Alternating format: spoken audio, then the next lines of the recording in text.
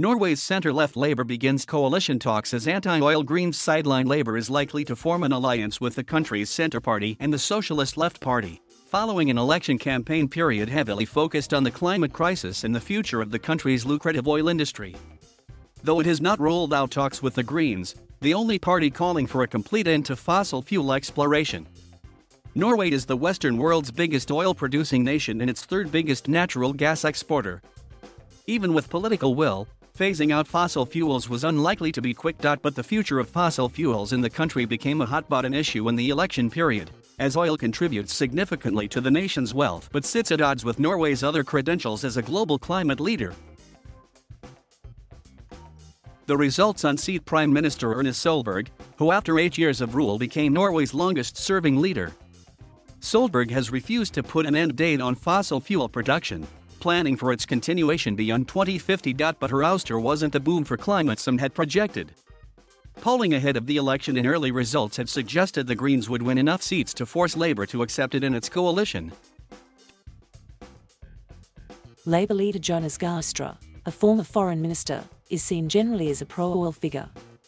His party is supporting the continued production of oil, although it has indicated new exploration should be limited. But after more results came in overnight, the Greens' hopes for gains had evaporated, and by Tuesday morning, the party appeared to have lost its position as an obvious member of the coalition. In remarks to party supporters, Støre said that he would invite leaders of all parties who want a change to come forward for talks. "It is natural to start with the Centre Party and SV, our preferred partners," he said, adding he would also listen to the Greens and Reds, another smaller socialist party. In this election, the Labour Party had a goal that was more important than anything other than a new government, a change in Norway after 8 years of right-wing politics and increased differences, a government based on community and justice so that it is the turn of ordinary people. Støre appeared to target the other key election issue of inequality over climate, saying that his government would pursue a policy for a fairer Norway with less differences. He also said that his government would pursue a fair climate policy that cuts emissions and creates jobs and that take the sides of ordinary people, including young people who demand that we do everything in our power to save the earth from the climate crisis. According to a full preliminary count of the vote, Labour secured some 26% of the ballots, which translates to 48 seats in the 169-seat parliament. The Eurosceptic Progress Party came in third, but is an unlikely Labour ally.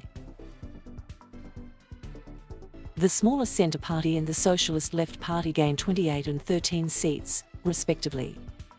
The Greens ended with just 3 seats, 2 more than it already had. The results will be made official when a final count is completed. A climate paradox: the Socialists have a stronger climate agenda than Labour, so they could still have some influence over the country's future energy policies.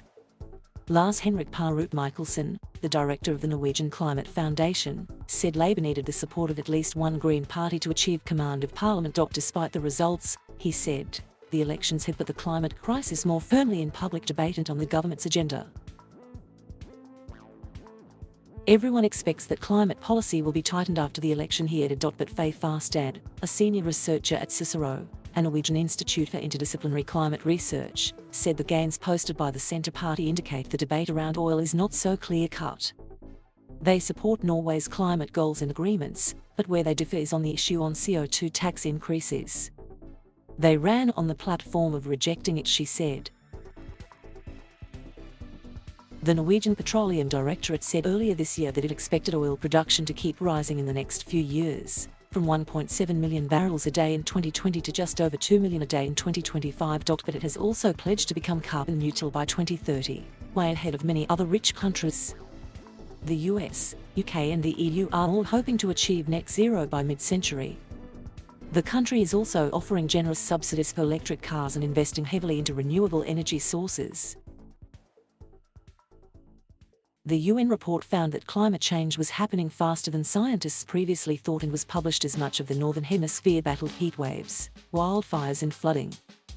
In Norway, a country that generally experiences cooler climes, was scorched in parts by a heat wave during the summer. Climate is now one of the main fault lines in Norwegian politics. There are disagreements on what are the best policies and how urgent is it that we take action, Sending said. It's less of an elephant in the room now. There's an increased recognition that Norway is having a challenge.